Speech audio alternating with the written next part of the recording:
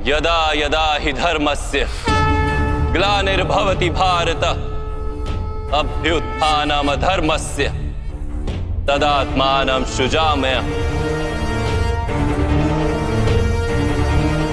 परित्राणाय साधूनां विनाशाय च दुष्कृतां धर्म संस्थापनार्थाय संभवामि युगे युगे। राधे राधे, हरे कृष्णा। आज हम ज्येष्ठ मास के कृष्ण पक्ष की एकादशी, जिसका नाम अपरा एकादशी है, उसकी कथा का विस्तार कर रहे हैं। ध्यानपूर्वक सुनिए।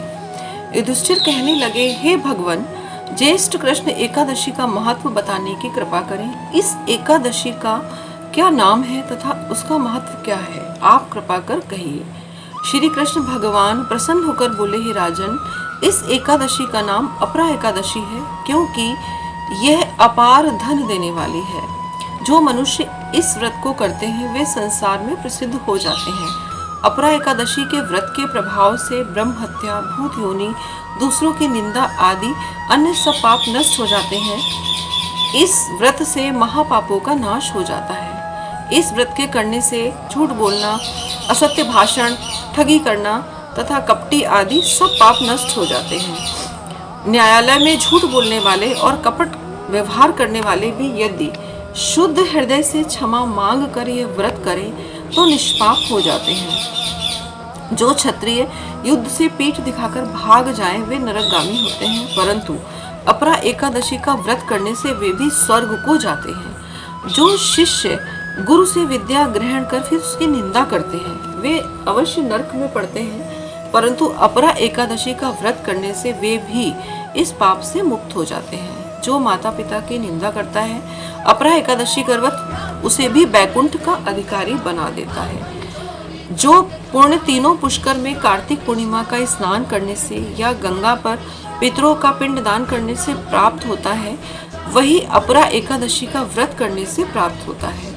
मकर के सूर्य में प्रयागराज के स्नान से, शिवरात्रि का व्रत करने से, कुंभ में श्री केदारनाथ जी के दर्शन करने से, बद्रिकाश्रम में निवास करने से, सूर्य ग्रहण में कुरुक्षेत्र में स्नान करने से, सिंह राशि वालों को बृहस्पति के दिन गोमती में स्नान करने से, सोना अथवा हाथी घोड़ा दान करने से, यज्ञ में स्वर्ण दान करने से, गौदान से जो फल मिलता है वही फल अपरा एकादशी के व्रत से मिलता है।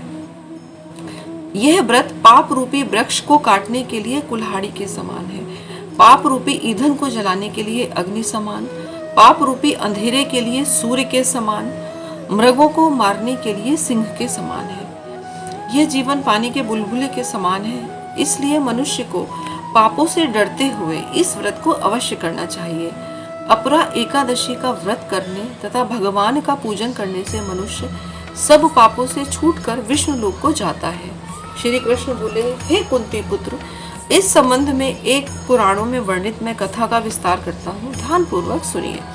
प्राचीन काल में महिध्वज नामक एक अति धर्मात्मा राजा राज्य करता था। उसका छोटा भाई वज्रध्वज बड़ा ही क्रूर, अधर्मी और अन्यायी था। इस अवसरवादी पापनिष्ठ वृद्धध्वज ने ईर्ष्यावश एक रात्रि में बड़े भाई का क्रूरता पूर्वक वध करके उसकी देह को जंगल में पीपल के वृक्ष के नीचे गाड़ दिया।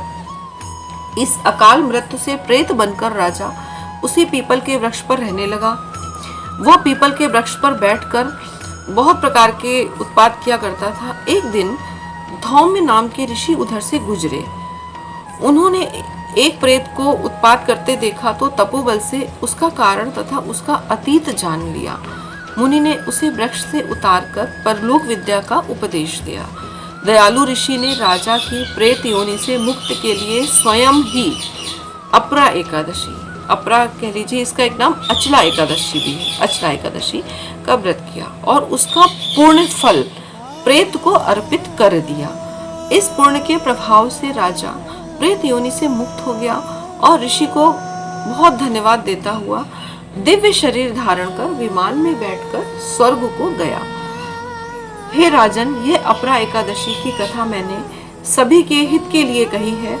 यह संतों को सुख देने वाली है। इसको पढ़ने अथवा सुनने से मनुष्य सब पापों से छूट जाता है। यह व्रत अन्य अनेक दान पुण्य व्रत संयम के अतिरिक्त करना चाहिए। हे प्रभु, हे करुणा निधान, सब पे अपनी कृपा बनाए रखें। संसार के सब प्राणियों को अपनी कृपा का फल दीजिए। हरे कृष्णा कृष्णा कृष्णा हरे हरे, हरे राम राम राम हरे हरे, हरे कृष्णा। जय जय